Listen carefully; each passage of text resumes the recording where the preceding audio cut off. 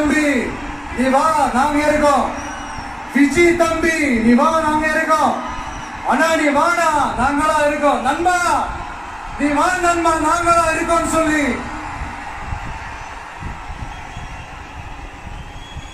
அவ்வளவு அன்பா அவ்வளவு உறவா என்ன ஏத்துக்கிட்டீங்க.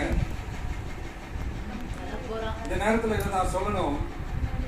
இந்த டிராவல்ல, இந்த ப்ராசஸ்ல எனக்கு எவ்வளவோ கஷ்டங்கள், எனக்கு எவ்வளவோ இந்த அவமானப்படுத்தினதெல்லாம் ஒரு பக்கம் இருந்தாலும், எனக்காக கூட நின்ன உங்களுக்கும் அதே மாதிரி கஷ்டங்கள், அதே மாதிரி அவமானங்கள்,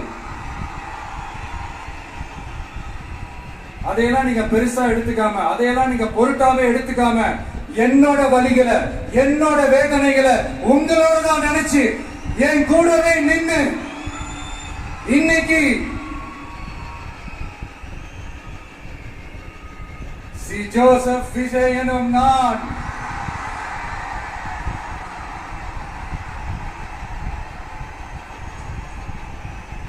அதை உண்மையாக்கி இருக்கிறீங்க.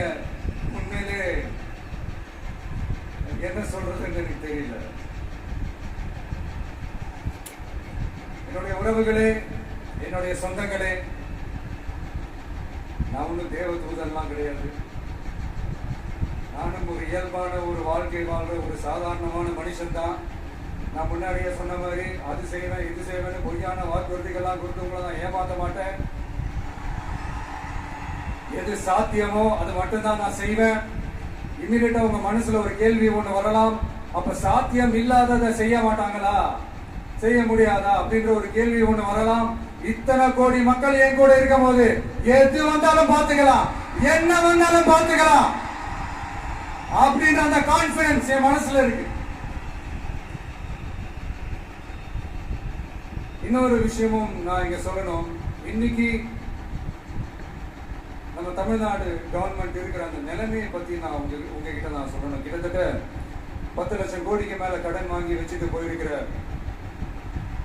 இன்னைக்கு அந்த தமிழ்நாடு அரசு இருக்கிறப்போ, கஜானாவை சுத்தமா தொடச்சி வலிச்சு வச்சுட்டு போயிருக்கிறப்போ, தூக்க முடியாத சுமையை ஏத்தி வச்சுட்டு போயிருக்கிறப்போ,